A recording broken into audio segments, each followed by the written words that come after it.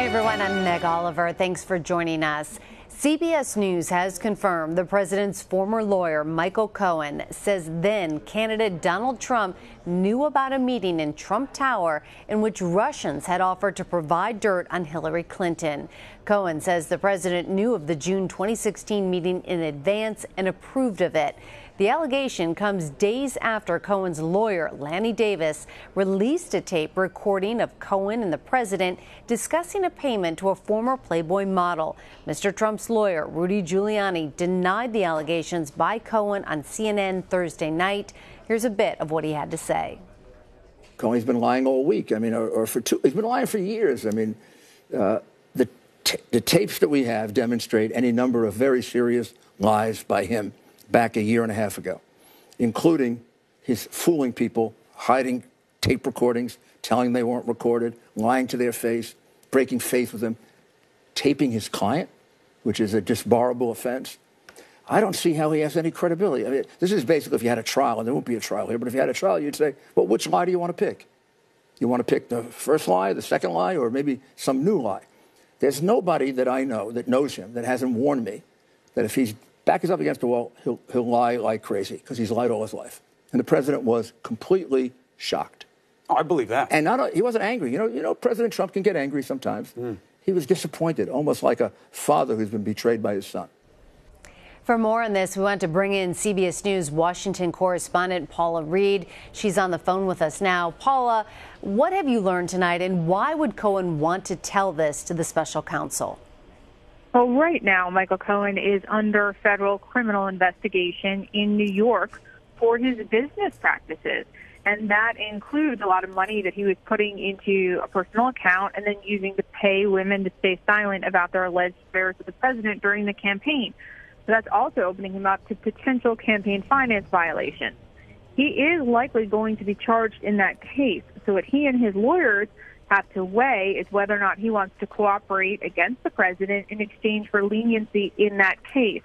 So here tonight we have confirmed that he is willing to tell the special counsel the president knew about the Trump Tower meeting in advance in the hopes that that may get him some leniency in his own case.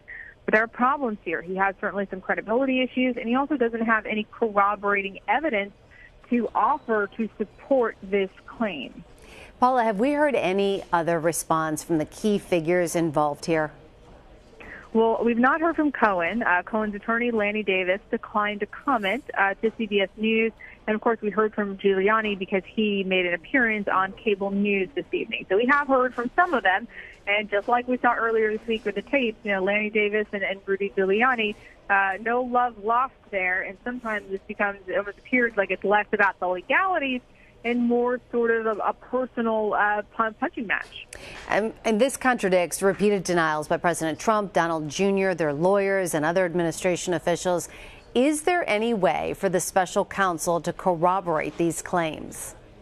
Well, certainly if they can find any emails or any phone logs. We know that during this time, Donald Trump Jr. made several calls to a blocked number. We don't know who that is. A lot of people suspected it could have been his father, but we don't know for sure.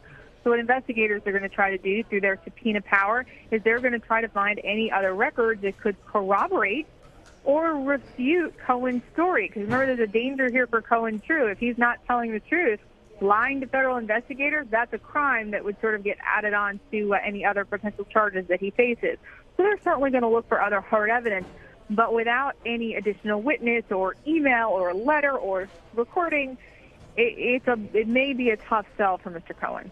Paula, when you look at the big picture, what does this mean for the Russia investigation? Well, this is significant because this is clear evidence that Michael Cohen is going to flip on the president, right? He is willing to testify against the president for leniency in his own case. And that's significant because this is someone who is privy to all of the president's secrets. So if the president has anything to hide in a Russia probe, having Michael Cohen testifying against you is a problem, not only for the president, but potentially for some of the people in his inner circle and other people involved in this probe. Cohen could potentially be a very valuable witness, but like I said, he has credibility issues. He could be impeached on the stand based on other statements that he's made. He would have to come up with more than just he says so or his words. He has to have more than just that to really be of true value and change the course of the Russia probe. All right. Well, it's been about 3 hours since the president has tweeted last, so we will see if he responds to all of this. Paula Reid, thank you so much for joining us this late, continuing your reporting on this case, which you have been on from the beginning. I appreciate your time.